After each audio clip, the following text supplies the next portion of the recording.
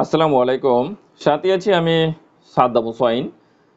ভিডিওতে আলোচনা করব শিশুদের পোকামাকড়ে কামড়ালে আপনি কি করবেন? এমন কোন কোন ধরনের পোকা সাধারণত কামড়াতে পারে এবং পোকার কামড় থেকে কিভাবে আমরা শিশুদেরকে রক্ষা করতে পারি সেই বিষয়টি নিয়ে এই ভিডিওতে আমি বিস্তারিত আলোচনা করব। শিশুদেরকে প্রায় পোকায় কামড়ে থাকে।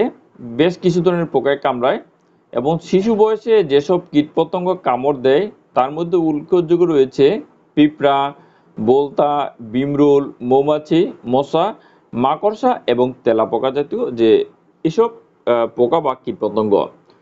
কোনো কোনো যে কীটপতঙ্গ রয়েছে তার কাপড় সাপের চাইতেও যে তার যে কামড় দেয় সেই কামড়ের যে বিষটা সাপের চাইতে ৩ থেকে ৪ গুণ বিষাক্ত হয় এবং সেটা প্রাণসংশয় হতে পারে।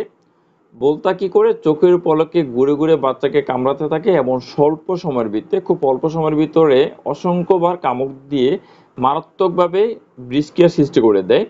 আবার কোনো কোনো পোকার কামড়ে তেমন কিছুই হয় না, কিন্তু শিশুদের অ্যালার্জিক প্রতিক্রিয়াটা সেটা কিন্তু দেখা দিতে পারে। আপনি কিভাবে বুঝবেন যে আপনার শিশুকে কীটপতঙ্গ বা পোকায় কামড়িয়েছে? কামড়ের স্থানে একটি দাগ হবে, সেখানে ব্যথা হবে, ফুলে যাবে বা কখনো সেখানে ফুসকুড়ি বা ফোস্কা পড়তে পারে।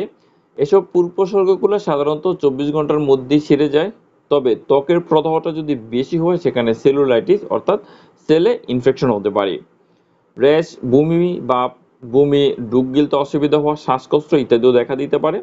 কোনো কোনো শিশুর পোকার কামড়ে এজমা হয়ে সেখানে শ্বাসকষ্ট তৈরি হতে পারে এবং মারাত্মক অ্যালার্জিজনিত যে শক রয়েছে, রক্তচাপ কমে যাওয়া বা বুকের ব্যথা এই জাতীয় সমস্যা কিন্তু বিরল নয়, এরকম হয়ে থাকে। পোকায় কামড় দিলে আপনি শিশুর জন্য কি করবেন?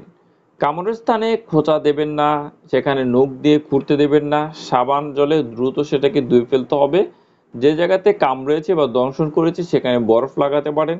ব্যথা নিরাময়ের জন্য প্যারাসিটামল রয়েছে, অ্যান্টিহিস্টামিন লোশন বা ক্রিম রয়েছে সেটাকে দিতে পারেন এবং অ্যান্টিহিস্টামিন যে ওষুধ রয়েছে সেটাও কিন্তু খাওয়াতে পারেন। শ্বাসকষ্ট হলে, বেশি ফুলে গেলে, জ্বর আসলে, বমি বা যদি অচেতন বা অজ্ঞান হয়ে যায়, এরকম সমস্যা হলে দ্রুত শিশুকে হাসপাতালে অবশ্যই নিয়ে যাবেন। পোকার কামড় বা কীটপতঙ্গের কামড় থেকে আপনি এটাকে কিভাবে শিশুকে প্রতিরোধ করতে পারেন বা বিরত রাখতে পারেন? যখন মৌমাছির চাক ভাঙার সময় আশেপাশে শিশুদেরকে কখনোই রাখবেন না, সেখানে না রাখাটাই ভালো। ভোরে এবং সন্ধ্যায় কিছু পোকামাকড় বেশি কামড়ায়, এর মধ্যে মশা বেশিটা সক্রিয় থাকে। এই সময় শিশুকে ফুল হাতা জামা কাপড় পরাতে পারেন, কীটনাশক যে স্প্রে রয়েছে সেটা করতে পারেন। পার্কে বা জঙ্গলে পাহাড়ি এলাকায় যদি বেড়াতে যান সেখানে শিশুকে দীর্ঘ আকৃতি অর্থাৎ লম্বা প্যান্ট, ফুল হাতা, শার্ট বা মাথায় টুপি দিতে পারেন।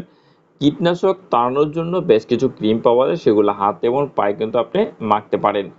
তাহলে এই ছিল যে শিশুকে কীটপতঙ্গ যদি কামড়ায় সেক্ষেত্রে আপনি কি করবেন এবং কোন কোন কীটপতঙ্গ সাধারণত শিশুদেরকে কামড়ায় থাকে, এই বিষয়টি নিয়ে বিস্তারিত আলোচনা করা হয়েছে এই ভিডিওতে।